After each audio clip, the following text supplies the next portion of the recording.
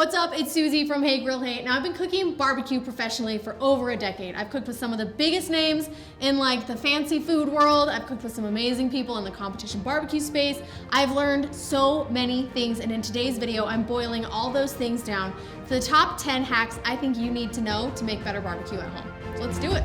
We gotta start with hack number 10, and this is a very important one. Clean your freaking grill, okay? Imagine I'm your mom telling you to clean your room. You're not gonna cook on dirty dishes. You can't cook on a dirty grill. Now do a deep clean at least seasonally. I have a video on deep cleaning your grill that you can check out, but at least clean your grill grates. Throw away that old wire brush. All you need is a ball of heavy duty tin foil and some tongs. Rub that across your hot grates. It'll clear off any debris. Get in between each of those grill grates. Make sure it's clean all the way around and give you a nice solid surface to start with so you can make food that doesn't taste like last week's salmon. Hack number 9, check your fuel levels. One of the most common rookie mistakes is running out of fuel halfway through the cook. I don't care if you're cooking on propane, pellets, or charcoal, running out of fuel halfway through the cook means that you're gonna end up inside doing inside steaks, and it's just gonna be a ginormous bummer. So check your fuel levels before you cook. Even better, add it to your weekly grocery shopping list just to double check you always have the fuel that you need for your outside cooking adventures. Number 8, take your grill on a date. Spend some time with it. Get to know it. You have to be able to master your fire. You know how you have a favorite burner on your stove? It's because you spent the most time with it. You know when it gets hot, you know its low spots, you know exactly where to set the dial. You need that time and attention to be spent on your grill as well. Mastering airflow means that you can control the overall heat inside your grill. Do you have hot zones? Do you have cool zones? Do you have certain burners, if it's on propane, that light up higher than the other ones? All you have to do is spend time with your grill. Give it a back massage. I don't know, treat it to a nice steak dinner. But you have to fall in love with your grill. Challenge yourself to cook on your grill every night, 5 days in a row. I promise by the end of the week, you'll have an amazing understanding of your grill. You'll feel more confident every time you step outside to use it. Tip number 7, season with authority. If you're ever bummed out by the flavor of stuff you're cooking at home, it's probably because you're under seasoning. Restaurants and chefs tend to have a much heavier hand than home cooks, so don't be afraid, layer on that seasoning. All you really need to start with is salt and pepper until you start to get your palate, and then from there you can expand out. Tip number 6, save it with sauce. If you have overcooked anything, barbecue sauce, melted butter, adding extra moisture in at the end of the cook can salvage most anything that has been overdone. Number 5, start with a good recipe and then take notes. I mean, I have a library on my website, heygrillhey.com, over 600 recipes for you to start out with. You have resources available to you. You don't have to start cooking something with no experience and no recipe. Start with a recipe, cook it a few times, master it, take notes, and then once you have the skill set, you can start tweaking and making things your own. That's when it really becomes fun.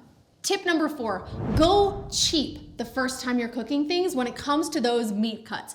Don't spend big bank on prime rib and briskets and really expensive steaks if you've never even cooked a good chicken breast. Start with the more affordable meat cuts, cut your teeth on those, and then you can work your way up to those bigger, more expensive, more intimidating cuts. Tip number 3, speaking of meat cuts, you gotta pick the right cuts for the right cooking method. So big cuts like pork shoulders, chuck roasts, those are really good for low and slow cooking styles. Thinner cuts like steak, chicken breasts, those are good for hot and fast grilling. If you need ideas, I have a whole post on my website about choosing the right cuts for low and slow smoking. Additionally, if you need an answer right while you're looking at the meat counter, ask the person behind the counter. They can help you find the right cut for the cooking technique you want to use. Number 2, this is my probably most recommended tip or hack, whatever you want to call it, for making better barbecue. Get yourself a really good thermometer. Now you want an instant read thermometer that you can stick the probe in. It'll give you a quick read of what's going on inside your meat. You don't want to be cutting it open. You don't want to be looking for pinkness. You don't have to guess. Instant read thermometers come in a range of prices. Some of them are really quite affordable. ThermoWorks is one of my favorite brands. Their starting model comes in right around $30. I think it's a great way to get your foot in the door without spending too much money and get in the habit of using a thermometer to check for doneness. You'll never have to worry about undercooking or food poisoning or overcooking your food ever again. Now my number 1, my final hack, my best piece of advice after years of working in the barbecue space for you to make better barbecue is don't worry about it so much and invite people over anyway. The best barbecue is the barbecue that you make and that you share with your friends and family. So if it's a little bit overcooked, if it's not perfect, honestly, it doesn't matter. The memories matter way more than how perfect the food is that you put on the table. So get out there, cook some delicious food, cook some mediocre food, but share it with the people you care about because those memories are a really big deal. And that's what's actually gonna encourage you to keep cooking barbecue, is having those types of great experiences around the dinner table. I believe in you. If you have additional questions, let me know. I'm always here to help you make better barbecue. I wanna be like your barbecue Yoda, basically, and walk you through and hold your hand through making better barbecue at home. So let's do it together. Bonus hack, it's me, Todd. I'm a hack. Just kidding. My hack is cooking and barbecuing in this wonderful Hey Grill Hey merch. You will love it and we'll make you cook better food, I promise. Check it out below.